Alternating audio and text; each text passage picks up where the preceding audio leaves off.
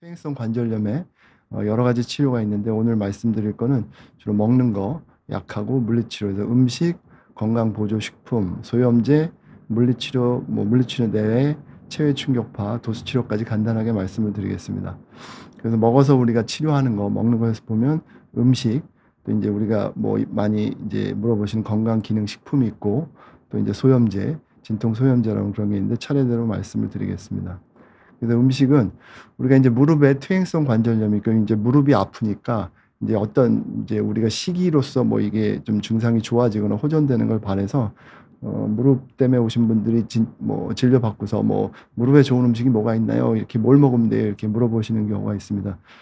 그래서 우리 옛날 생각에 내가 어디가 아프다 그러면은 그 부분을 어떻게 인제 먹으면 그 부분이 인제 보충이 되지 않을까 그런 생각이 있는 것 같아요. 그래서 옛날에 어떤 어르신들은 치매기가 있다 그러면 뇌를 인제 드시는 경우도 있고, 관절이 안 좋다 그러면 고양이를 드시는 경우도 있고, 그래서 경우에 따라서 치매가 있으면 소의 뇌를 먹는다 그래서 실제로 뇌를 드시는 분들도 있었던 것 같고, 우리가 인제 무릎이 좀 안 좋다 그러면 도가니, 사골국 이런 게 인제 좋지 않나 그래서 도가니라는 게 소의 인제 무릎에 있는 연골판이니까 내가 그게 안 좋으니까 이걸 먹으면 그게 인제 내 연골이 되지 않을까, 연골판이 되지 않을까, 이런 기대로 전통적으로 이런 생각들을 가지고 음식을 드시는 경우가 있는 것 같습니다. 근데 우리가 소를 먹는다고 소가 되지는 않죠. 그렇다고 제가 요새 근대 그 역사에 관심 있어 이런 걸 많이 보는데, 이 고대 나오는 이런 이집트의 신이나 스핑크스나 이렇게 몸이 바뀌진 않죠. 왜냐하면 이제 우리가 고기를 먹거나 이런 단백질을 먹고 소의 이 고기를 근육을 먹으면 이게 다 소화가 돼서 다 하나하나 다 깨져서 하나의 인제 분자 성분의 아미노산 이런 물질이 되고, 이제 그 물질이 우리 몸에 있는 세포에 들어가서 하나하나 물질을 만드는 거기 때문에 그 소의 뇌를 먹는다고 그 소 뇌가 우리 뇌가 되거나, 도가니를 먹는다고 우리의 무릎이 되거나 그렇게 도움이 되지는 않습니다. 그래서 그런 것들이 영양소가 될 수는 있어도 그 부분이 호전되는 그런 인제 음식이 되지는 않습니다. 그래서 음식을 어떻게 해야지 내가 인제 "무릎에 좋은 음식이 뭐가 있나요?" 인제 우리 어르신들이 저한테 물어보시면 이제 그렇게 말씀을 드리죠. 못 먹어서 문제가 아니라 오히려 과영양이 되고 과체중이 돼서 문제가 되는 거지, 어떤 한 음식이 관절염에 더 좋거나 그렇게 되지는 않는다, 이렇게 말씀을 드리고, 오히려 인제 단백질, 칼슘, 비타민 D는 인제 근감소증이나 골다공증이나 이런 데 필요한 것처럼 기본적인 우리가 영양분은 충분하게 섭취해서 인제 전반적인 인제 건강을 도모하는 것은 도움이 되지만, 다른 음식들이 특별하게 더 문제가 되진 않고, 사골국이나 도가니 이런 것들은 실제로 인제 먹을 때 염분이 많이 섭취되고 이런 문제가 있어서 오히려 2 차적인 문제가 생길 수 있기 때문에, 음식을 통해서 우리가 관절염을 더 좋게 하거나 그러는 거는 근감소증이나 아니면은 인제 골다공증 이런 부분에 있어서 우리가 인제 대처를 하기 위해서 충분한 단백질, 칼슘, 비타민 D 정도 섭취하는 정도, 고 정도가 적당하고, 특별하게 우리가 더 도움을 받을 수 있는 음식은 없다. 오히려 체중 관리, 과영양과 과체중 피하기 위해서 적절한 식단을 유지하는 것이 더 도움이 된다, 이렇게 말씀을 드리겠습니다. 그다음에 인제 또 건강 보조 식품에 대해서 또 많이 물어보시는데, 우리가 무릎에 퇴행성 관절염이 생기면 무릎에 있는 연골의 질, 퀄리티가 떨어지고 거기에 인제 손상이 가게 되고, 그래서 우리가 그 무릎에 연골을 인제 안에 들여다보게 되면 이 뼈 위에 연골세포와 연골의 세포의 기질이 연골의 주요 성분인데, 이러한 성분들의 질이 떨어지는 게 주로 문제가 되고, 이 성분을 가만히 들여다보면 인제 그 연골 내에는 연골세포도 있고 콜라겐도 있고 여러 가지 글루코사민 이렇게 얘기하는 그런 여러 가지 인제 세포의 물질들이 있는데, 그것이 인제 건강보조식품에서 많이 얘기하는 콜라겐, 글루코사민, 콘드로이친 이런 물질들이 됩니다. 근데 이런 물질들은 그냥 인제 우리가 복용을 했다, 먹었다 그래서 이게 바로 우리 몸에 연골에 바로 가서 쓰이는 것이 아니라, 이 우리 몸 안에 있는 연골의 여기 세포의 기질, 글루코사민, 콘드로이친 이런 것들은 우리 몸의 안에 있는 연골세포 내부에서 당 성분하고 단백질 성분이 골지라는 우리 몸의 연골세포 내에 있는 기관에서 만들어지는 거고, 그 만들어지는 것이 외부에 이제 세포 외로 분비가 돼서 그 물질을 이루는 거지 우리가 먹은 게 그대로 일로 들어가는 것이 아닙니다. 그래서 이 물질들을 아무리 복용을 하고 먹는다 하더라도 이게 실질적으로 연골에 그게 만들어지진 않기 때문에 이 물질들이 그 연골에 도움이 된다라는 거는 어떻게 이제 뭐 그런 이제 생각을 하거나 그런 근거는 이제 없고 그런 효과는 기대할 수가 없습니다. 그래서 여러 가지 건강 기능 식품이라고 나온 거는 굉장히 많습니다. 글루코사민도 있고 뭐 콘드로이친도 있고 이게 굉장히 많은데 이 물질들은 이제 우리나라 국가에서 이제 운영하는 식품안전나라라는 홈페이지에 들어가 보면 이런 홈페이지에 있고 이 건강 기능 식품이 건절 건강과 관련된 건강 기능 식품의 기능성 내용은 어떤 것이 있나요? 여기에 대해서 이 나라에서 공식적으로 이런 건강 기능 식품을 허가해서 유통할 수 있게 하면서 그 기대할 수 있는 효과라고 제시한 것은 관절 및 연골 건강에 도움을 줄 수 있음. 그러니까 이게 도움을 준다도 아니고 줄 수도 있음. 그러니까 안 줄 수도 있음. 효과가 없을 수도 있고 있을 수도 있고.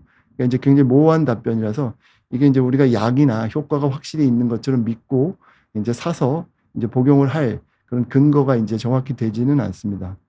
그래서 이 홈페이지에 들어가 보면 뭐 글루코사민도 있고 이런 것들은 이제 뭐 MSM 뭐 이런 것도 있고 또 여기 보면 굉장히 많은 것들이 있습니다. 뭐 가시오가피, 뭐 보스웰리아, 무슨 뭐 크릴 오일, 뭐 홍합, 무슨 뭐 푸른잎 홍합 뭐 이런 것도 있고 크릴 오일도 있고 이제 이런 것들은 이제 그냥 어떤 약이 아니라 어떤 추출물 이런 개념이 돼서 그것이 이제 효과가 확실히 있다라는 부분들은 아니기 때문에 이런 걸 맹신하고 복용하는 것이 그렇게 크게 이제 도움이 된다. 이게 꼭 필요하다.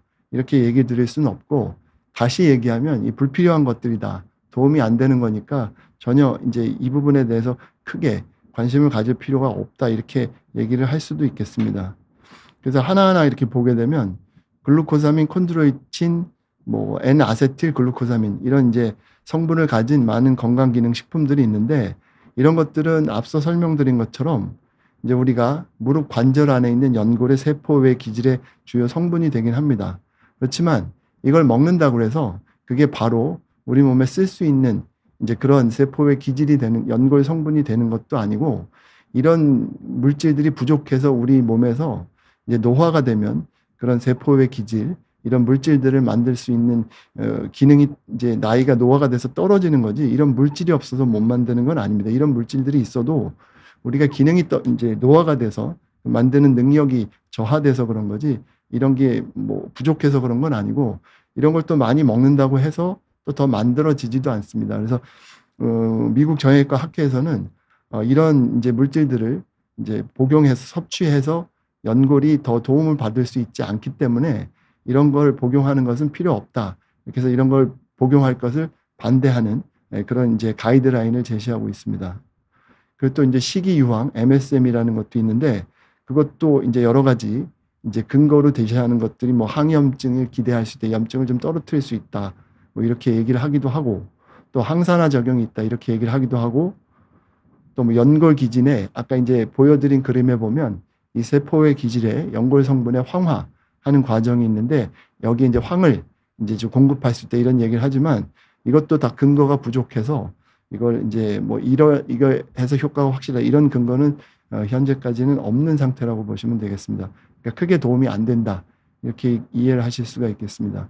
그리고 또 보스웰리아도 많이 얘기가 되는데 여기 보시는 이게 이제 보스웰리아 나무고 이제 중동에서 하는 건데 요거는 이제 세 가지 동방 박사가 이제 예수 그리스도 탄생할 때 그때 가져왔던 세 가지 이제 보물들이 있죠.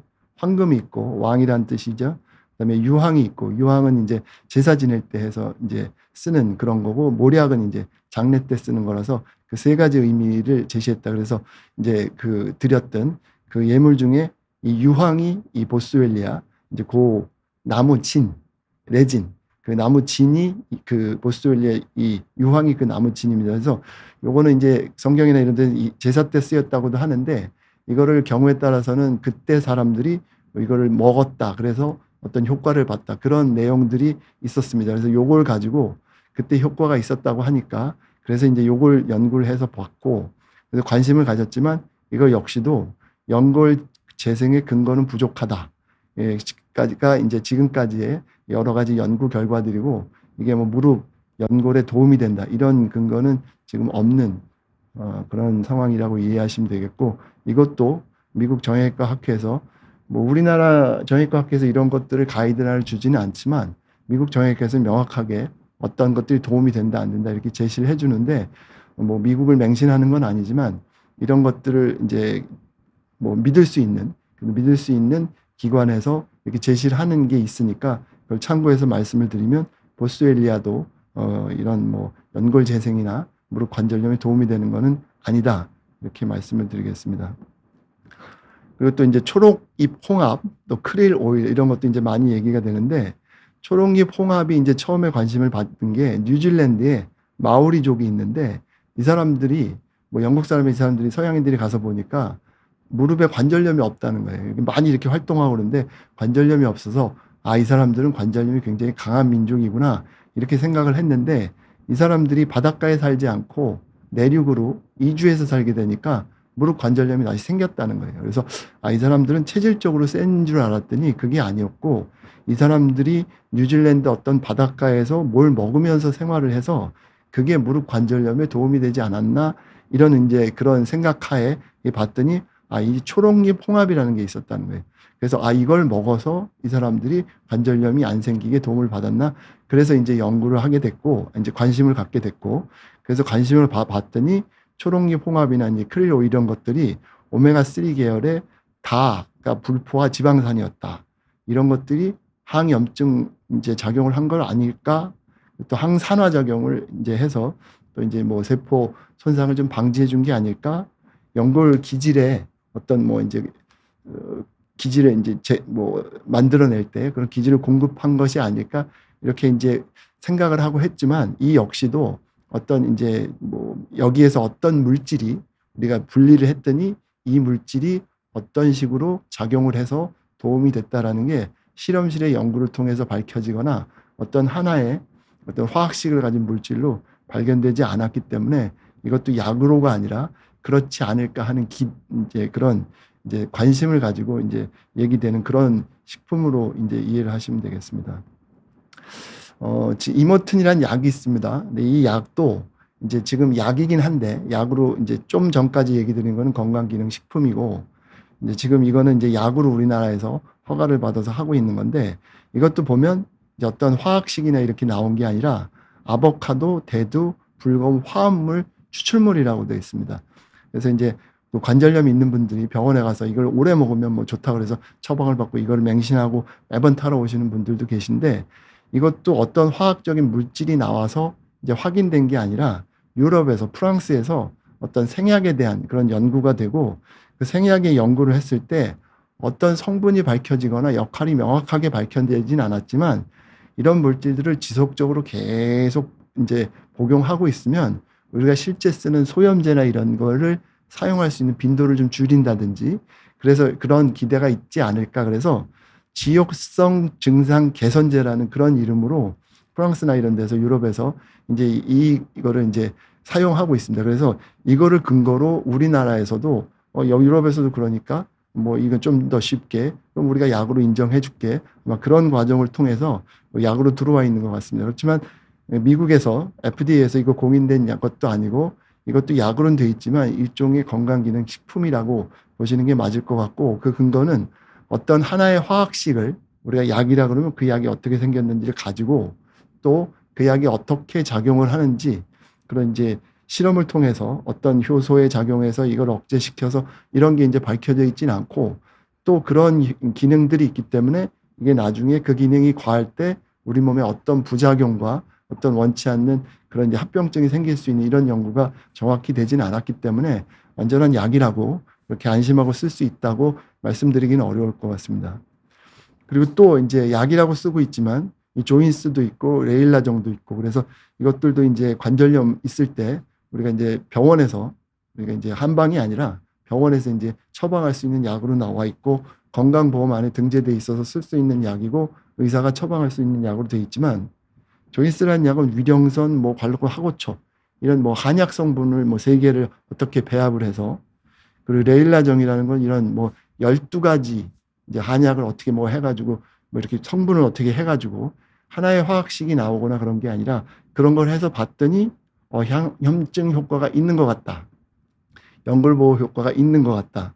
미세 혈류가 증가하는 것 같다. 이런 이제 근거로 식약처에서 이제 허가를 받아 그래서 이제 약으로 등재되어 있는데 이것들도 어떤 하나의 화학식이 되어 있는 것도 아니고 이 물질 중에 어떤 물질이 이제 영향을 미치는지 그런 것들은 없고 배합을 어떻게 했다, 어떻게 넣어서 뽑아놓은 추출물이다 이렇게 되어 있기 때문에 그 추출물 안에 어떤 하나의 성분이 어떤 걸 역할을 한다, 아니면 어떤 다른 성분이 이 약을 복용을 했을 때 여기에 맞지 않는 사람한테 어떤 부작용을 이런 것들이 정확히 나와 있지는 않습니다. 그래서 이런 것들도 일종의 이제 우리가 약으로 보기보다는 건강 보조식품 정도의 그런 지위에 있지 않나 생각이 되고 이런 걸 이제 여러 가지 이제 광고나 뭐 아니면 이런 걸 통해서 우리가 접해서 굉장히 이제 좋은 자연 생약 성분의 어떤 거라고 생각을 할 수는 있지만 굉장히 조심해야 되고 효과도 저도 이 약이 이제 들어와 있긴 하지만 처방을 원하는 환자분들에게 처방을 해드릴 뭐 나라에서 허가를 한 거니까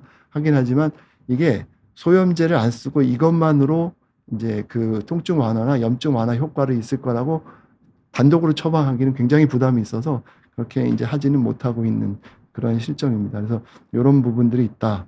그렇게 이해하시면 좋을 것 같고 그래서 건강보조식품을 다 정리를 해보면 이거는 약이 아니고 식품이고 약이라는 거는 그 효과가 어느 정도 입증돼 있고 쓸 수 있고 바로 그 효과를 기대해야 되고 부작용과 합병증에 대해서 알고 있고 그 부분에 대처할 수 있는 그래서 이제 관리가 제대로 되는 좀 더 엄격하고 그렇게 관리가 되는 것들이지만 이 식품이라는 거는 그런 거를 전부 다 벗어나서 식중독만 안 생기면 되는 게 사실 어떻게 보면 간단하게 말하면 극단적으로 말하면 식품이니까 이제 그런 안정성이나 이런 거에서는 굉장히 낮은 단계의 규제를 받는 거기 때문에 그런 위험성이 오히려 더 클 수도 있다.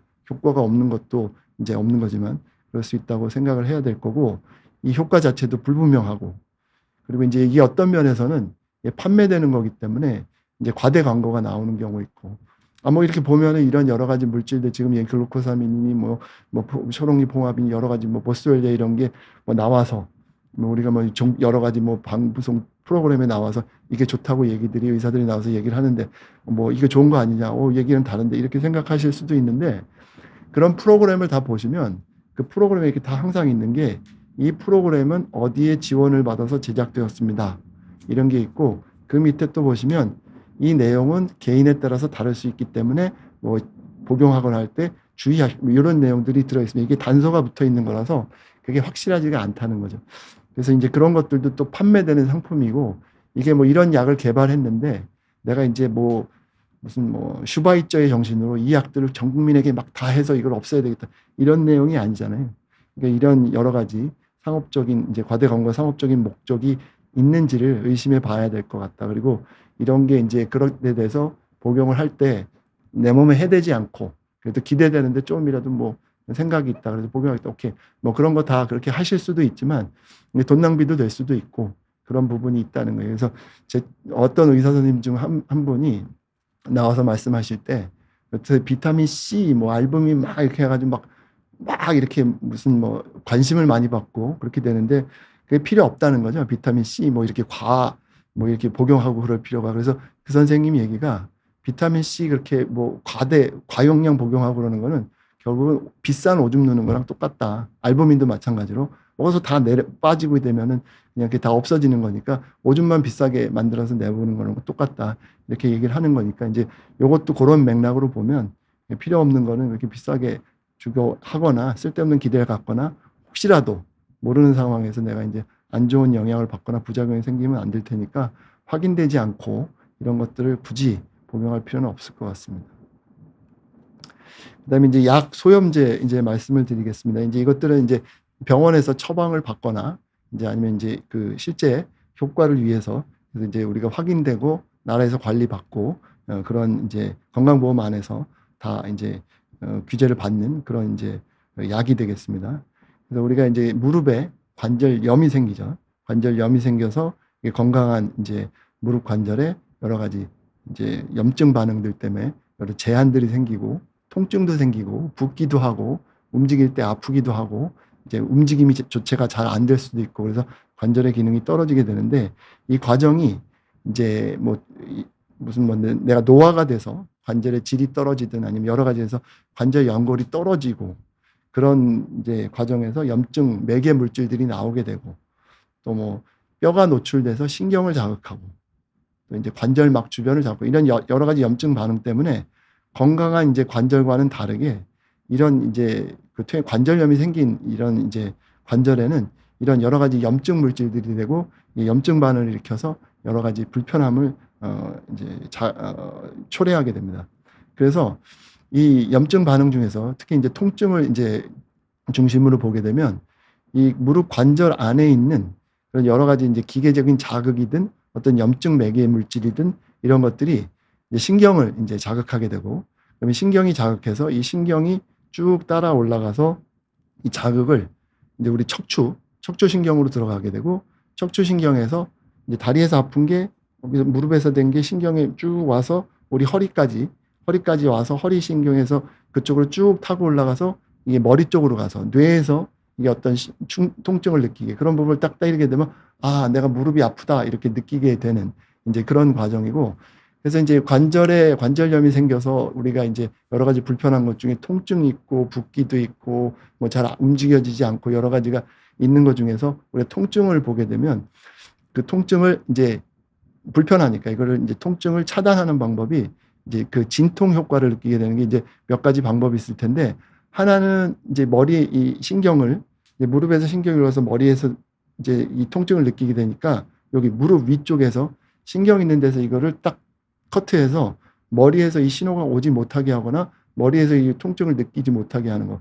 이런 것들은 되게 이제 마약성 진통제나 이런 게 역할이 되는 거고 또 하나는 이제 우리가 무릎에서 염증 반응이 있어 염증 매개 물질이 이제 신경을 신경이 자극을 좀 이렇게 되면 그러면서 우리가 통증을 느끼게 되고 여러 이제 문제가 생기니까 이 염증 반응을 좀 낮춰서 통증도 조절할 수 있는 이제 그런 게 이제 우리가 얘기하는 소염제고 그래서 그 효과를 위해서 이 만성 염증에서 무릎의 불편함을 초래할 때 통증도 감소시키고 염증 반응에서 생기는 여러 가지 물차거나 이런 것도 좀 줄이고 그리고 만성 염증에서 또 이제 통증 그런 것뿐만 아니라 주변에 있는 다른 이제 손상받지 않은 연골에 이런 데도 이제 안 좋은 영향을 끼쳐서 파괴할 수 있는 이제 그런 부분들을 줄이기 위해서 우리가 소염제를 쓰게 됩니다. 그래서 이제 소염제를 쓰게 되면 이제 이게 우리가 할 때 이제 환자분들이 이제 말씀을 하실 때 약을 드시고 소염제를 쓰시고 난 약은 안 먹어요. 약은 이거는 근원적인 치료가 되는 게 아니잖아요. 그냥 아픈 것만 이렇게 하는데 근데 이제 그렇지는 않고 이제 제가 이제 그런 말씀을 하실 때 이제 환자분들께 말씀드리는 게 근원적인 치료는 없어요. 그리고 근본적으로 치료하려면 다시 태어나야죠. 노화해가지고 우리가 그게 이제 줄어드는 거잖아요. 그러니까 그거를 다시 회춘하게 하거나 질이 떨어져 있는 노화가 돼서 질이 떨어져 있는 연골을 다시 젊었을 때 20대로 돌리거나 손상되어 있는 걸 다 되돌리는 그런 치료는 없고 우리가 이제 항상 이제 퇴행성 관절염이나 이런 걸 치료의 목표를 잡을 거는 내가 60이든 70이든 80이든 그 나이에 그 연령에 나의 활동에 이제 적절하게 70대 어르신이 마라톤을 계속 뛰거나 아니면은 이 직장에 나가서 계속 일하고 판촉사원하고 이렇게 하실 거는 아닐 테니까 그 연령대에 맞게 이제 활동을 할 때 무릎에 통증이 있거나 붓기가 심하거나 아니면 걸어 다닐 때 이제 구부리거나 필 때 이때 이제 그게 안 돼서 내가 이제 내 나이에 맞는 적절한 활동이 안 되지 않게 그 정도 이제 그 연령에 맞는 이제 관절의 기능이 할 수 있게 그러니까 퇴행성이 어느 정도 있다 하더라도 그걸 이제 제공하는 게 그게 이제 우리가 잡아야 될 목표고 그게 이제 약을 써서 진통 효과가 있고 염증이 좀 가라앉아서 이제 생활이 된다. 그럼 그 정도에서 치료가 되는 거고 그게 약도 안 되고 주사도 안 되고 너무 많이 망가지고 다리도 휘고 걸을 수가 없고 그러면 인공관절을 해서 걸을 수 있게 하고 이제 그런 거를 이제 치료의 목표를 삼아야 되는 거기 때문에 약을 복용한다는 게 무슨 근원적인 치료가 안 되고 눈 가리고 하고 아까 이제 통증을 조절할 때 이제 마약성 진통제를 써서 머리만 이제 머리에서 느낄 수만 없게 다리는 다 퉁퉁 붓고 난리가 났는데 그것도 모르고 걸어 다니 이제 이런 거는 이제 거기에 해당되지 않겠지만 우리가 소염제를 써서 염증을 좀 가라앉혀서 통증이나 이런 기능이 떨어지는 거를 우리가 이제 좀 도와드리는 거 그거는 이제 적절한 치료라고 볼 수 있고, 우리가 뭐 근본적인 치료가 아니니까 피해야 되고 그럴 것들은 절대로 아니니까, 그런 증상이 있을 때 소염제 복용을 우리가 적극적으로 생각하고 그리고 해서 우리가 편하게 좀 치료를 받는 게 그게 더 좋을 거라고 생각을 합니다. 그래서 이제 조금 또 이제 얘기가 좀 복잡해질 수가 있을 텐데, 그럼 우리가 이제 소염제를 쓸 때 염증 반응을 이해를 하고, 그 염증 반응에서 약들이 어떻게 작용을 하고, 그래서 효과가 있고, 그래서 그 염증 반응을 조절하면서, 염증 반응 조절하면서 또 어떤 순기능이 있는 것들을 같이 이제 그게 제어가 돼, 억제가 돼서, 그래서 우리 몸에 좋은 것들이 억제가 돼서 생길 수 있는 부작용이 뭔지, 그런 것들을 이제 아셔야지 이제 약에 이제 쓸 때 이렇게 써야 되겠다, 나 이런 부작용이 있을 때 이런 걸 조심해야 되겠다, 또 이렇게 아실 테니까 조금 복잡해 보이긴 하지만 이제 염증 반응에 대해서 이제 설명을 해드리겠습니다.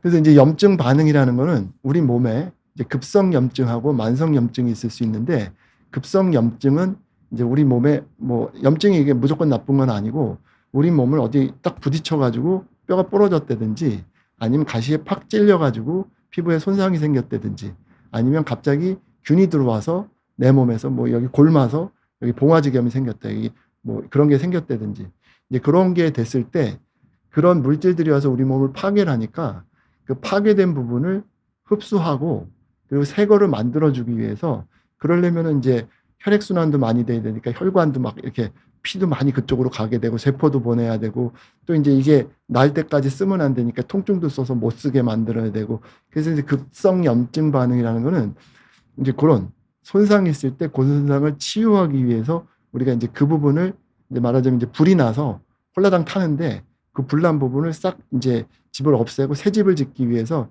중간에 바리케이트도 쳐놓고 뭐 차 못 가게 막아서 돌아가게 해놓고 막 그렇게 불편하게 만들어 놓은 거라고 생각하시면 됩니다. 그래서 그런 과정들이 있어서 어떤 그 자극이 가면 그 자극에 반응해서 우리 몸에 이제 이 세포막에 뭐 포스포리피드 무슨 지방산이라는 게 있고, 거기 안에 아라키도닉 액시드라고 영어로 되는데 이제 어떤 물질이 있는데, 그 물질을 COX1, COX2, 그래서 이걸 그냥 콕스 그렇게 얘기를 하는데, 콕스1 그리고 콕스2 이렇게 두 가지 종류의 그런 이제 효소 물질이 있어서, 우리가 이제 아라키도닉 액시드라는 하나 물질이 있는데, 그게 이제 우리 몸에 자극이 들어가거나 염증 반응을 일으키는 자극이 딱 들어가면 요 물질을 콕스1이라는 거하고 콕스2라는 게 요 물을 딱 이렇게 잘라서 딱딱 분해를 해서 딱 어떤 물질을 만들어 나가는 거예요. 그래서 이제 두 갈래로 이렇게 쭉 물질이 나눠가서, 그래서 콕스1이라는 게 있고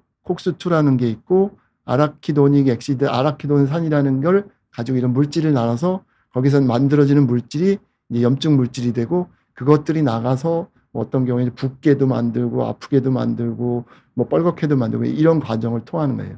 그래서 이제 어떤 이제 자극이 들어가면 그 자극에 세포에 어떤 물질이 분해가 돼서 그 분해가 된 물질들이 염증 반응에 이렇게 순차적으로 가게 된다, 이렇게 되는데, 여기 이제 콕스2라는 거, 콕스2라는 거, 요 물질이 이제 분해하는 물질들은 대개 이제 통증, 염증이 생기고 붓고 이런 것들, 염증, 우리가 느끼는 염증에 주로 관련된 그런 물질들을 만드는데, 이제 콕스1이라는 거는 이런 염증과 상관없는 그런 이제 물질들을 만들어서 우리 염증 반응을 해요. 그래서 이 이제 콕스2라는 데서 나오는 것들은 염증, 통증 뭐 이렇게 해서 우리가 염증 반응이 있을 때 아픈 거, 그런 것들이 되는데, 이제 콕스1은 보호하는 건데, 왜 보호하는 게 뭘 보호하냐면 소화관계, 위점막, 위쓰리지 않게 위산 이런 것 뭐 방어하는 거, 그리고 혈소판 기능 유지하고 신장에 무슨 뭐 혈액 가는 거, 심장에 혈압 가는 거, 이런 것들을 이제 유지할 수 있게 보호하는 작용을 하는데, 이게 이제 이 사람 몸이 오묘한 게 뭐냐면, 이런 이제 염증 반응이 일어날 때 사람의 상황을 보면, 예를 들어서 이제 어떤 사람이 산에서 떨어졌어요. 산에서 떨어져서 다리가 부러졌어요. 다리가 뼈가 탁 부러졌으면, 딱 부러져 손상이 있으니까 염증 반응이 생겨야죠. 다리를 낫게 하려면 거기에 부어야 돼요. 왜냐면 뭐 이걸 치유할 수 있는 세포들이 글로 막 가야 되고, 또 통증도 있게 못 움직이게 해야 돼. 그래야지 붙을 테니까. 그런 게 있고 뭐 이런 과정들이 있는데, 또 이 사람이 그거 해서 치유되는 것도 좋지만, 이 사람의 상황이 산에서 떨어졌어요. 스트레스를 얼마나 받을까. 굉장히 막 그렇잖아요. 그럼 위에서 막 스트레스 받고 그러면 스트레스 받으면 속쓰려 그러니까 이제 위에서 그런데 스트레스 때문에 뭐 위산 많이 나올 수도 있고 그러니까 그 염증 반응에서 같이 그런 그 이제 스트레스가 가면 치유하려는 염증 반응도 생기지만 거기에 위장을 보호하려고 우리가 위장 보호하는 그런 이제 물질들도 내보내서 속쓰려 그러면 지금 스트레스 받아서 속쓰리니까 이러고 해서 위장 보호해. 뭐 심장 이런 데도 보호해. 그런 물질이 같이 나오는 거예요. 그래서 이 염증 반응이 생길 때 급성 염증 반응에서 그런 스트레스 반응이 될 때 이런 이제 손상받은 데를 치유할 수 있는 급성 염증 반응도 이제 나오게 하는 물질들이 나오지만 또 한편에서는 다른 부분들에서 심장의 여러 기관들에서 너네는 스트레스 받지 마. 그래서 이렇게 좀 이제 안정할 수 있는 그런 도움이 되는 그런 물질들도 같이 나온다는 거예요. 그래서 이제 이런 과정이 그렇게 이제 돼 있는데 그래서 이제 우리가 생각을 해볼 때 이런 급성 반응에서 이런 것들은 우리 너무 억제를 하면 안 돼요.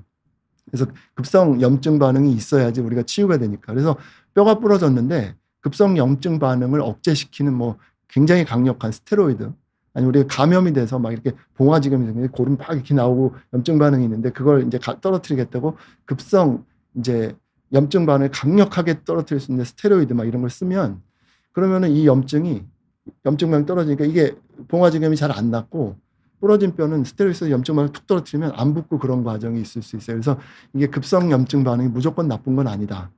그래서 이제 그런 치유 과정이 있으니까 무조건 억제하면 안 된다. 근데 이 급성 염증 반응은 치유시키고 불난집 다 무너졌으면 막아놓고 새로 져야 된다는 그런 이제 이점이 있어서 우리가 급성 염증 반응이 좋은 점이 있다고 하지만 만성 염증 반응은 좀 얘기가 좀 달라지는 게 만성 염증 반응은 이 치유시키는 걸 계속 실패를 해서 치유가 안 되는 거예요.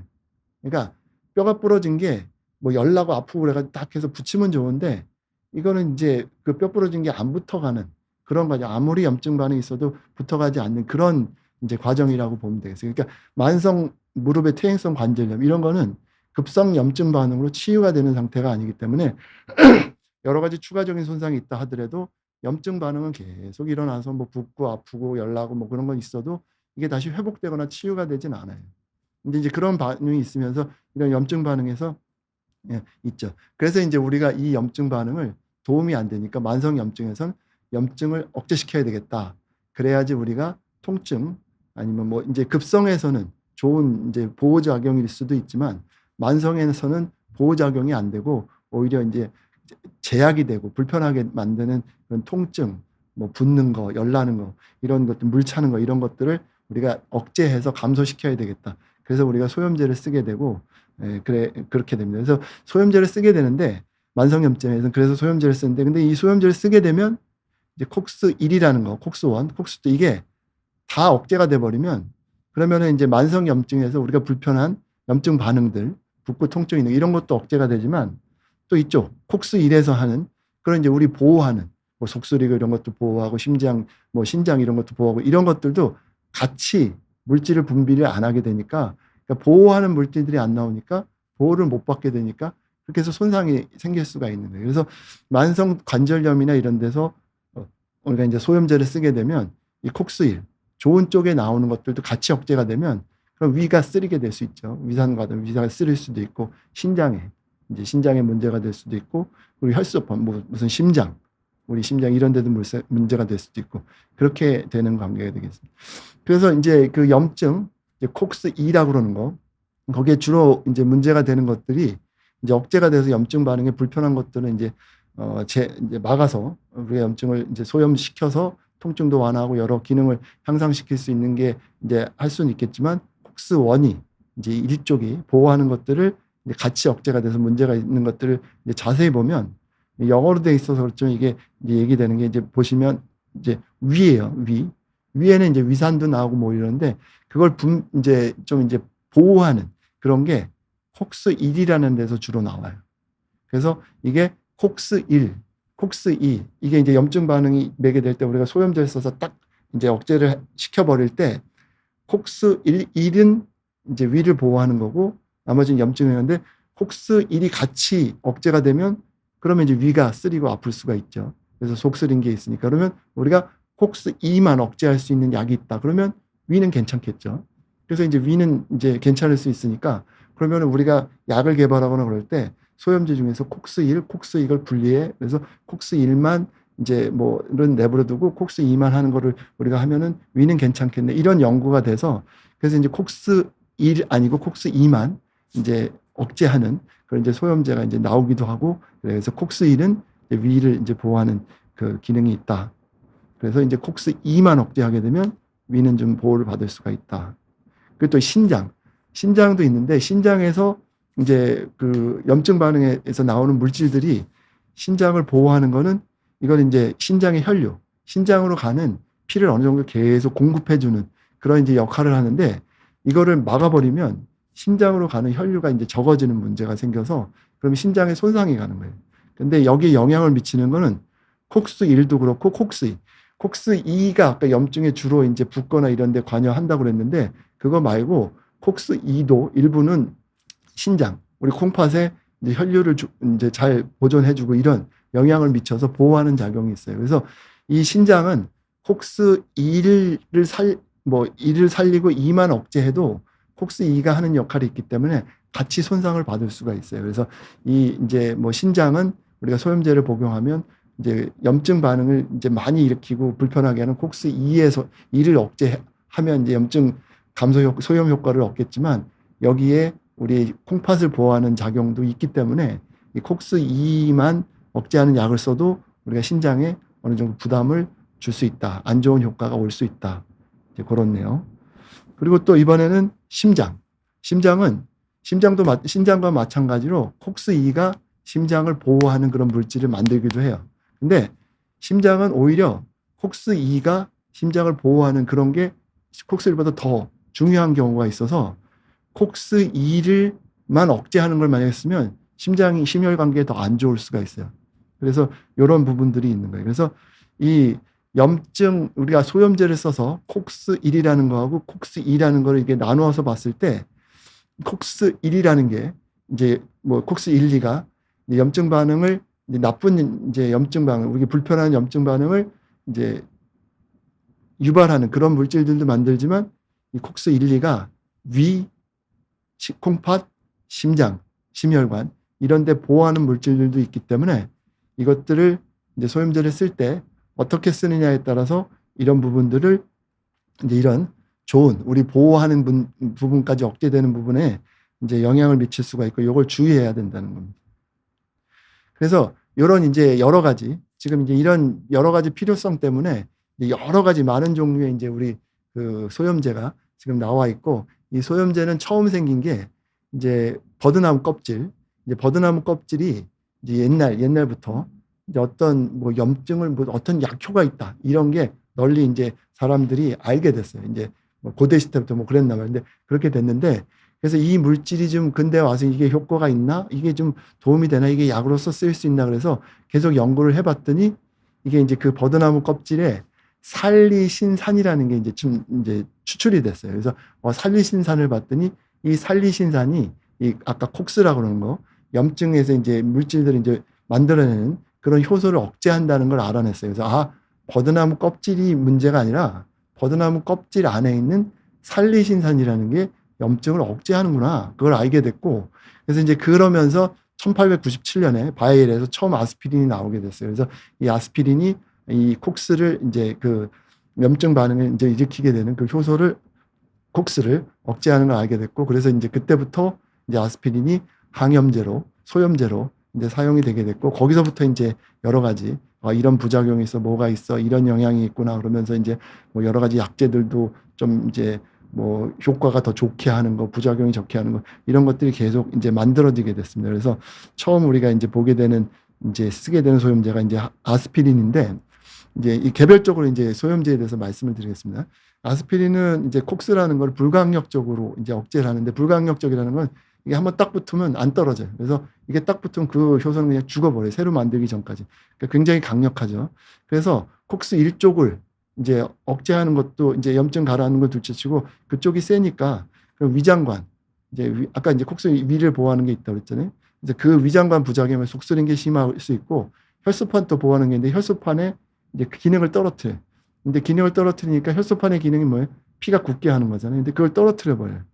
그러니까 이제 그게 단점이죠. 위장관 부작용이 심하고 피가 안, 근데 거꾸로 생각을 하면 이거는 이제 우리가 그 혈소판, 피가 굳으면 안 되는 게 있잖아요. 뇌에 무슨 뭐 혈전 뭐가 있다든지 아니면 심지어 뭐, 그래서 이제 이 아스피린을 우리가 이제 혈전제로 쓰는 거예요. 그래서 소염제인데 왜 혈전제로 쓰지? 그러면 생각을 해보면 이제 아스피린이 열나고 이럴 때 먹는 건데 피가 굳지 않게 혈전제로 쓴다 그러는 건 지금 이런 콕스1이라는 거를 이제 이게 혈소판이 역할을 하는 보호하는 작용을 막아서 혈소판이 기능을 못하게, 기능을 떨어뜨려서 못하게 하는. 그래서 지금 아스피린은 혈전제로 많이 쓰이고, 이게 지금 관절염 약으로는 약효도 그렇고 위장관 부작용 때문에 이제 이게 부적절해서 이렇게 많이 쓰지는 않습니다. 그래서 아스피린은 맨 처음에 우리가 알게 된 소염제이긴 하지만 혈전제로 쓰이고 관절염 약으로는 잘 쓰이진 않죠. 그다음에 타이레놀이 있는데, 타이레놀 우리가 많이 쓰는 약이죠. 이제 콕스, 이게 혈관을, 그 염증 반응에 물질을 억제하는 그런 효과는 미미하고 주로 중추신경계에 작용을 하는데 위장관 부작용이 적고 대신에 간독성이 있죠. 그리고 알러지 빈도가 적어서 우리가 소염제를 쓸 때 어떤 분들이 뭐 얼굴 빨갛게 되고 이런 부작용이 있거나 그럴 때 타이레놀로 이제 많이 대체하는, 우리 소염제, 일반적인 소염제에서 대체제로 많이 생각을 하고 쓰이기도 합니다. 그 다음에 이제부터 이제 좀 하나하나 우리가 아스피린부터 이제 어떤 물질이 나와서 어떤 그런 이제 어떤 특화된 소염제들이 나오는데, 우선 프로피온 상계, 이건 아스피린 어떤 물질을 뭘로 바꿔서 약효를 좀 바꿔주는 그런 거라고 보시면 되는데, 주로 약 이름이 펜이나 센으로 끝나고 이렇게 여러 가지 영어로 된 많이 약이 있는데, 이거는 콕스 1, 2를 모두 억제하고 효과가 중등도 효과가 있고 부작용도 이제, 그러니까 효과가 중등도니까 부작용도 중등도로 나오는 거예요. 아주 세게 해서 먹었다고 약이 많이 쓰리거나 그러진, 속이 많이 쓰리거나 그러진 않고, 뭐 이브프로펜, 집에 있는 애드빌, 뭐 나프록센 뭐 이런 것도 있는데, 애드빌은 우리가 그냥 팔잖아요. 그러니까 이거는 비교적 이제 효과도 중등도고 그리고 부작용도 그렇게 심하진 않다. 그래서 그러니까 이제 약 뭐 병원에서 처방받지 않고 뭐 이렇게 해서 그냥 풀어놓은 약이니까, 그냥 살 수 있는 약이니까 그 정도 비교적 많이 쓰였고 안전하다 볼 수 있는데, 요 약은 보통 이제 하루에 3번 먹어요. 약효가 생겨 하루에 3번. 이제 지금부터 쭉 이제 약 종류를 말씀드릴 텐데 강도도 있고 차이도 있고 그런데 이제 이게 생각하시기 어려울 텐데, 3번 먹는 약이 중등도. 좀 이따 말씀, 2번 먹는 약은 이제 좀 센 거. 그리고 1번 먹는 약은 오래 가는 거. 이렇게 보시면은 좀 약의 종류를 보시고 내가 어떤 약이 맞을지 보실 텐데, 요거는 주로 이제 3번 하루에 3번 먹는 약. 그리고 요 약은 관절염에서만 쓰는 게 아니라 우리가 무슨 뭐 감기 걸리거나 아니면 어디 아프거나 그럴 때 진통 소염제로 많이 쓰여서, 우리가 브루펜, 이브프로펜 뭐 무릎 아플 때도 애들 먹을 수도 있지만, 그렇지만 우리가 뭐 애들 열날 때 이럴 때도 브루펜 쓰잖아요. 같은 약인데, 그래서 그런 약이다. 그래서 이제 팔리는 약을 일반적으로 뭐 이브프로펜, 뭐 덱시프로펜, 나프록센 이런 것들이 약이고, 보통 이 약들은 하루에 3번 먹습니다. 부작용도 이제 좀 중등도고 그다음에 약효도 이렇게 중등도다 이렇게 보시면 되고, 그다음에 이제 아세트산계라는 게 있는데, 그거는 주로 락, 닥 이런 식으로 이제 약 이름이 끝나게 되고 영어로 이렇게 되는데, 이것도 콕스 1, 2를 모두 억제해서 이제 강력해요. 이건 효과도 강력해서 이제 그 좀 아까 본 프로피오게 하루 3번 먹는 것보다 좀 더 세요, 약이. 그래서 이제 관절염에서 많이 쓰이고, 보통 우리가 약국 뭐 병원에 가서 처방받으면 하루에 2번 먹는 약으로 돼 있고, 그래서 이제 위장관 부작용도 있을 수 있고 뭐 그런 거 있고 주사로도 나오고, 그래서 약이 효과가 센 만큼 부작용도 있고 되게 하루에 2번 먹는 약이고, 또 지금 많이 쓰이는 약이고. 그래서 보면은 뭐 약 이제 일반 팔리는 약인데, 뭐 에어탈 유명하죠. 에어탈 많이 나왔고, 뭐 디클로페낙 뭐 이런 여러 가지, 케토롤락 뭐 이런 거 주사도 있고, 뭐 소염제 주사 이런 것도 많이 나오고 그렇게 돼 있습니다. 그래서 이런 게 하루에 2번 먹는 좀 강력한 약이고, 이제 옥시캄계라는 게 있는데, 요거는 이제 캄으로 끝나고 이런 영어 약이 있는데, 이것도 콕스 1, 2 모두 억제하고, 이런 것들은 하루에 1번 먹고 이제 약효가 이제 내가 이거 하루에 3번 약으로 하루에 2번 나 약 먹는 것도 많은데 하루에 1번 먹. 이제 그래서 그런 필요에 의해서 하루에 이제 1번만 드시게. 그래서 약효도 오래 가고. 근데 이제 이게 부작용이 생기면 그만큼 부작용도 오래 가겠죠. 이제 그런 문제가, 그런 게 있는 약이고. 그래서 이런 것들은 우리가 팔리는 약은 이렇게 여러 개 이제 일반적으로 약국에 가면 이런 여러 가지 일반 약으로 나오고, 이런 것들은 약효각이니까 여기 보면 트러스트 패치 있죠. 이제 패치를 해서 대놓으면 이게 오래가는 약들은 피부에서 흡수돼서, 트러스트 1번 붙이면 뭐 일주일 있고 그래야 되니까 이제 그런 것들. 그래서 이제 이렇게 쓰이고 있습니다. 그래서 이런 것들은 1번 먹는 약이다. 그리고 선택적 콕스2라고 해서, 이건 아까 콕스1에 이제 문제가 있으니까 그런 게 있으니까 이제 콕스2를 쓰면 위장관이나 이런 부작용이 보호적인 기능이 적겠지. 그래서 우리가 많이 알고 있는 세레브렉스, 이제 세레브렉스 하루에 한 번 먹죠. 지금 뭐 여러 가지 이름으로 나왔지만 세레브렉스가 제일 유명한 이고 거기 비슷하고, 콕스2만 억제하니까 아까 보신 염증 이제 그쪽만 주로 이제 하자. 그렇지만 위장관 부작용은 없지만 아까 보셨지만 신장하고 심혈 관계는 콕스2도 역할을 하기 때문에 이 콕스2에 대한 문제가 그 신장이나 심장에 대한 보호 효과는 있다고 얘기하지는 않고, 오히려 심장 심혈 관계 부작용이 있으면 오히려 더 위험할 수 있다고 그래서 콕스2만 하는 거. 그래서 이런 경우에 이제 이 세레브렉스를 처방하지 마라 이렇게 돼 있어요. 그래서 우리나라에서 약간 이 처방에 대해서 이제 어르신들한테 많이 처방하는 경향이 있었는데, 이건 나라에서 잘못한 게, 이게 처음에 이 약이 들어오니까 약가가 비싸니까 처음에 쓸 때 65세 이상만 처방하게 할 수 있게 뭐 이런 식으로 해놨단 말이에요.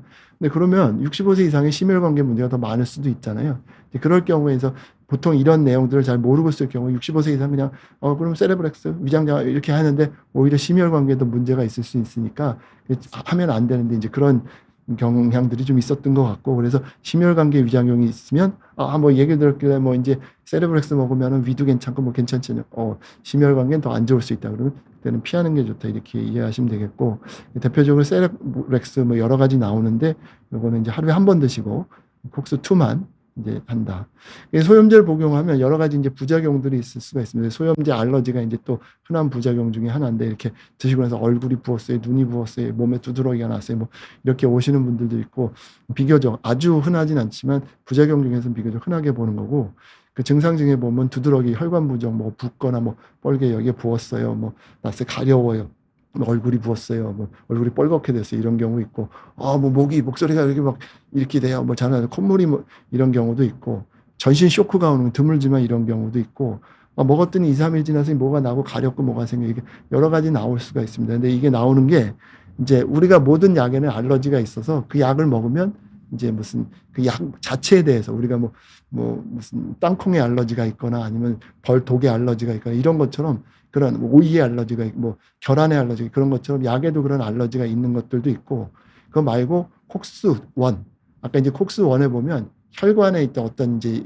작용을 하는 게 있단 말이에요. 혈유를 유지하고. 근데 그래서 이게 두드러기나 이런 게 안 생기게 하는 보호작용 역할이 있는데, 이 콕스1이 억제가 돼서 그래서 혈관이 붓고 뭐 이렇게 작용이 나타나는 그런 경우가 있어요. 그러니까 콕스1 보호적인 작용이 아니고, 그리고 또 하나는 알러지는 두 가지가 있다는 거예요. 그래서 그런 콕스1하고 관계된 알러지가 있고, 약 알러지, 부종 생기고 뭐 얼굴 뻘겋고 이런 거.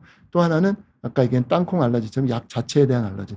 두 가지 종류가 있어서, 알러지가 있으면은 소염제를 못 먹어요, 뭐 꼭 그런 건 아니고, 만약에 콕스1을 억제해서 생기는 알러지다, 그럴 경우에는 우리가 콕스2로 바꾸면 그런 증상이 없어지고 원하는 소염제의 효과를 달성할 수가 있고, 아니면 타이레놀이나 이런 걸로 바꿔볼 수 있고, 약물의 과민 반응이다 그러면 아까 이제 3번 먹는 거, 2번 먹는 거, 1번 드시는 거 이렇게 다 나눴잖아요. 그러면 그 약물의 구성에 따라서 그 알러지가 다를 수가 있기 때문에, 내가 이 약물에 알러지가 있다 그러면 아까 3번, 2번, 1번의 거를 서로 바꿔서 이제 뭐 프로피온계, 아스탄계, 아스테산계, 뭐 옥시캄계 이런 것들을 바꿔서 해보면 알러지가 없고 요 약은 괜찮아요 이렇게 해볼 수 있으니까, 소염제가 뭐 도움이 많이 되는 약이니까 그렇게 보실 수 있을 거예요. 정리를 하면 소염제는 교차 반응, 알러지는 선택적 반응. 교차 반응이라는 거는 이제 콕스1하고 이제 관계된 거다. 모든 거에 거의 다 생긴다. 그래서 선택적이라는 건 약물 자체에 알러지에 있는 거다. 그래서 포기하지 말고 대안을 찾아봐라. 만약에 뭐 콕스1 때문에 그렇다면 콕스2만 억제하는 걸 쓰거나, 아니면 약 자체다 그러면 다른 제형의 약제를 볼 수가 있다. 그리고 이제 알러지가 있을 때 소염제 주사는 쓰면 안 되는 게, 약은 먹어서 흡수하는 게 시간이 걸리지만 주사 맞으면 잘못하면 쇼크 와가지고, 왜냐면 알러지 생겨서 문제 있을 걸 딱 쏴버리면 온몸에 쫙 퍼지면 그 알러지방이 쫙 나가면 전신 뭐 알러지 가지고 그냥 넘어가고 잘못하면 사람 죽는단 말이죠. 그러니까 소염제 주사는 뭐 알러지가 있거나 내가 약 안 먹어봤는데 소염제 안 먹어봐서 뭐 알러지고 뭐 모르는데 주사 맞네 그러면 위험할 수 있으니까, 소염제, 진통소염제 주사는 좀 주시하시는 게 필요하고, 내가 어떤 약에 알러지가 있었다 그러면 그거 부분들은 좀 이렇게 표시해 놓으면 가지고 다니시고, 나 이거 의사 선생님 보여주시면 이건 아니고 저거 딴 거 이거 하세요 할 테니까 그런 부작용을 줄일 수 있습니다. 그리고 소염제하고 신장하고는 얘기가 많은데, 근데 이제 보면 아까 얘기 드렸던 것 중에서 소염제가 이제 보면 우리가 소염제 먹거나 그럴 때 독성이 있다. 그래서 간 독성도 있고 신장 독성도 있다. 뭐 이렇게 얘기를 하거나 뭐 해서 간 독성처럼 신장도 이 약의 독성 이제 대사되는 과정에서 뭐 부담을 줘서 그런 거로 생각하실 수 있는데 그건 전혀 아니고 간염 생기고 이런 것처럼 그런 건 아니고 신장 독성이라는 거는 아까 이제 신장을 보호할 수 있는 물질을 억제해서 신장에 갈 수 있는 혈류를 감소시켜서 생기는 거예요. 그러니까 물질이 독성이 그 독약이 그래서 몸에 독이 들어 이런 게 아니라 그 약이 들어가서 신장으로 가는 피를 적게 해서 그래서 생기는 거예요. 그래서 이게 이제 꼭 많이 생기는 건 아니고 그 위험성이 한 뭐 5%, 10%뭐 이렇게 된다 그러고 이제 이게 신장에 이제 부담을 주는 게 생길 수 있는 그런 위험성하고 이게 이제 보면 시간 어느 정도 시간이 지나갈 때 그러냐 그런데 이게 처음엔 비슷하다가 1년, 2년 지나가면서 빨간 게 이제 진통소염제를 드신 분하고 파란 게 진통소염제를 안 드신 분인데 만성 신장염이 이제 조금 신장 장애가 생기는 경우가 이제 이렇게 보면 예, 드시는 경우가 0.1에서 0.1은 뭐 조금 더 높았다라는 얘기예요. 생기는 게 아주 많이 높은 건데 위험성이 있기는 있고 이 연구는 이제 우리나라에서 서울대 가정의학과 팀이 2025년 뭐 8월 달에 발표한 논문이고 이게 10년 동안 봤다 그렇게 해서 논문에서 나온 데 있던데 보면 이게 이제 신장에 그걸 먹어도 신장에 별 문제가 없다라는 그런 논문들이 서양에 나왔는데 그거는 이제 젊은 사람들 얘기고 여자들 얘기고 우리가 이제 봤더니 67세 이상 어르신들에서는 소염제를 장기간 몇 년 동안 복용할 경우에는 이제 위험성이 좀 있다. 그리고 복용 기간이 증가하면 더 많다. 그래서 신장에 약간 부담이 있고 신장 뭐 신혈류가 뭐 줄어들긴 하는데 만성 신부전까지 가지는 않더라. 근데 위험성이 조금 있는데 아주 큰 건 아니다. 근데 있기는 있다. 이렇게 논문을 냈고 그래서 이제 이런 것들을 좀 우리가 감안해서 써야 되고 이걸 무서워서 전혀 못 쓸 건 아니고 그 위험성이 뭐 아주 높은 건 아니고 뭐 있긴 있지만 그런데 특히 이제 생각해야 될 게 뭐냐면 이제 신장에 혈류가 있으면 들어오는 혈류가 있고 나가는 혈류가 있고 피가 신장으로 들어오기도 하고 나가기도 하기도 이제 이게 잘 맞아져야 되는데 이게 신장에서 이제 피가 혈액이 나가는 게 많고 신장으로 들어오는 혈액이 적으면 신혈류량이 이제 신장에 있는 혈류량이 적어서 그래서 이제 문제가 생길 수가 있습니다. 이제 이 문제가 생기는 게 우리가 신장이라는 거는 겨울철에 수도꼭지랑 비슷하다고 보시면 되고 겨울철에 수도 동파되지 말라고 수도꼭지를 틀어서 물이 어느 정도 흐르면 그러면 안 얼고 괜찮잖아요. 근데 물을 잠궈버리면 얼잖아요. 그런 것처럼 신장은 어느 정도 혈류가 계속 피가 가서 역할을 해줘야 됩니다. 근데 그게 안 되면 신장이 망가지는 거거든요. 그래서 이제 어르신들이고 뭐 내가 혈압이 있어서 신장의 혈류를 좀 많이 되게 하는 그런 이제 혈압약을 드시고 거기에 이뇨제까지 드셔서 신장으로 가는 뭐 물이 굉장히 적은 상태 그때 이제 이 소염제를 드셔서 신장에 가는 피까지 적게 한다. 그러면 이제 이게 굉장히 신손상이 크게 올 수 있어서 우리가 이제 이건 임상적으로 크게 보고 하니까 이제 뭐 보호자나 잘 모르는 뭐 어르신 계신데 약 많이 드시는데 혈압약도 드시고 이뇨제도 드시고 뭐 하는 상태에서 소염제를 쓴다. 그러면 요거는 조금 주의해서 뭐 약이 이렇게 너무 많지 않나 근데 이건 좀 위험한가 그것도 같이 보시고 약자 다약제 복용하시는 경우는 처방받을 때 선생님들한테 이제 여쭤보시고 그러면 이제 이런 건 좀 피할 수 있을 것 같습니다. 그래서 만성 신부전이 있다. 네, 대안으로 생각할 수 있는데 붙이는 소염제는 이제 5% 10%밖에 전체 혈류로 안 가니까 신장에 부담이 적으니까 내가 신장 질환이 있다 그러면 아까 있었죠. 트러스트 패치 뭐 이런 거 그런 거 이제 붙이시면 도움이 좀 될 거고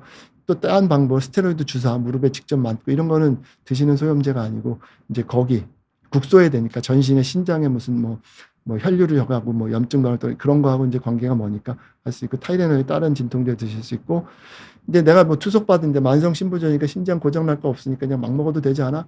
이제 그러면 안 되고 이 약을 드시면 이제 투석으로 해도 이게 신장으로 투석을 해도 소염제가 빠지지가 않아요. 몸에 있는데 이 소염제 부작용으로 뭐 신질환 있고 투석 받는 분들 뭐 위에 출혈 생기거나 이런 거 뭐 그런 거나 아니면 다른 데 혈소판 출혈 이제 이런 문제 있을 수 있는데 그게 농도가 올라가면 문제할 수 있으니까 뭐 신부전 있는 경우 이거 조심해야 되고 투석을 한다 하더라도 없어지는 게 아니니까 잘 보셔야 됩니다. 소염제 정리를 해보면 콕스 1, 2에서 억제 이제 소염 이제 하지만 이제 부작용이 있을 수 있다.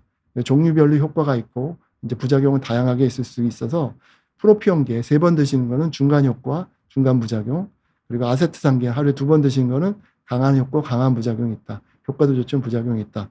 옥시칸계 한 번 드시는 거는 효과가 오래 가지만 이제 뭐 부작용도 오래 갈 수 있다. 그리고 위장관 부작용이 있을 때는 선택적 코스, 세레브렉스 이런 걸 쓰시면 좋지만 그렇지만 심혈관계 부담이 있을 수 있으니까 이때는 피해야 된다. 그리고 심혈관계 위험이 있다면 낙소졸이라고 아까 얘기는 안 드렸는데 나프록산계하고 오메프로제라고 해서 위장에 같이 섞여 있는 약제가 있습니다. 저는 이걸 위주로 심혈관계 위해서는 처방하는데 이런 게 좀 도움이 될 수 있다.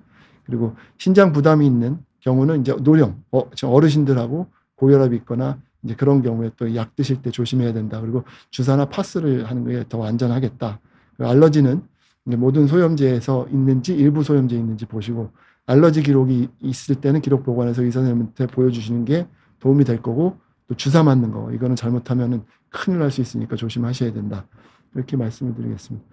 그리고 이제 물리치료 간단히 말씀을 드리면 물리치료 의료보험에서 되는 거 온열치료, 심층열치료, 경피적 자극 그리고 전기신경 자극, 그다음에 재활 저출력 무슨 레이저 치료 이런 게 있는데 이런 효과들은 다 보시면 열 그리고 초음파 자기, 전자기파, 전기, 빛 그런데 이완, 혈류 증가 그리고 심층열은 심부 가열에서 신장성 늘어가는 거 좋게 통증 신호 억제 그리고 염증 통증 조절 보조 그러니까 직접적인 건 아니고 조직의 어떤 부드럽게 하거나 이런 보조적인 역할을 하니까 이것들은 내 몸에 아까 약이나 이런 것들이나 그래서 크게 부작용이나 이런 것들이 크게 되지는 않기 때문에 비교적 저렴하고 그래서 이제 내가 받아보고 괜찮다 그래서 좀 뻣뻣한 게 좋아져요. 이러면 부담 없이 받으실 수 있으니까 이런 것들은 하시는 게 괜찮을 것 같습니다. 체외 충격파도 이제 물리치료에서 많이 얘기를 하는데 여러 가지 지금 체외 충격파 많이 해서 다 괜찮아요.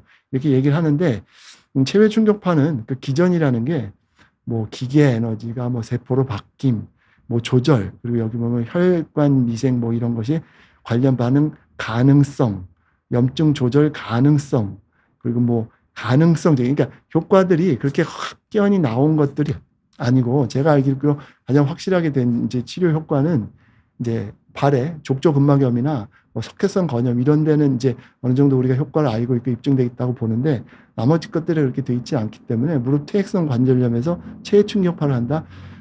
거기 무릎 관절 말고 거기 있는 붙어 있는 힘줄에 무슨 문제가 됐다. 그런 데는 이제 좀 도움이 될 수 있어도 별로 이제 도움이 될 것 같지는 않고 이거 무릎에다 충격받을 때는 무지하게 아프고 그 연골판이나 이런 데 가지도 않고 연골에 도움되지도 않고 관절낭에 도움도 없고 비싸기만 하고 하실 필요는 없다.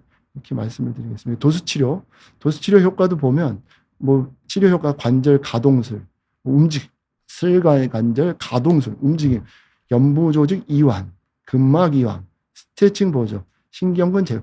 이게 보면 무슨 연골을 재생, 관절을 해가지고 관절 운동의 회복 이게 아니라 보조, 풀어주고 도와준다는 거죠. 그래서 이런 것들은 대개는 퇴행성 관절염이 뭘 좋아지거나 퇴행성 관절염에서 관절 안 좋은데 무릎 꺾어봤자 안 꺾이거든요. 그러니까 이런 치료들은 도움을 받을 수 있는 건 수술 후에 내가 이제 뻣뻣해지거나 유착되거나 그럴 경우에 이제 보조적으로 붓기 빠진다든지 관절 수동술 한다든지 림프 마사지해서 붓기를 빤다든지 이제 그런 식으로 도움이 될 거고 그냥 퇴행성 관절염에서는 크게 그 자체에서는 도움이 되는 건 없을 거다.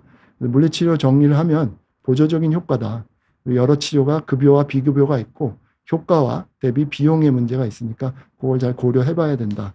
급여 물리치료 4종 세트 우리 건강보험에서 해주는 거는 그거는 비용이 많이 드는 것도 아니고 보조적으로 할 때 내가 시간도 있고 이완되는 것보다 그러면 해볼 수 있지 않을까. 그래서 이거는 내가 좋다 그러면 적극으로 해보시는 것도 도움이 될 거를 말씀을 드리고 체외 충격파는 힘줄염 이 정도 이외에는 뭐가 없다. 근본적인 치료도 아니고 통증 이런 거 싫어하시고 근본적인 치료도 통증만 조금 이거는 별로 도움되지 않으실 것 같고 도수치료 이런 것들은 수술 후에 재활에서는 도움을 받으실 수는 있어도 기본적인 처음에 관절염인 무릎에서 크게 도움받으실 거는 효과를 기대하시는 어렵지 않나까지가 제 생각이었고 여기까지 말씀드렸습니다. 감사합니다.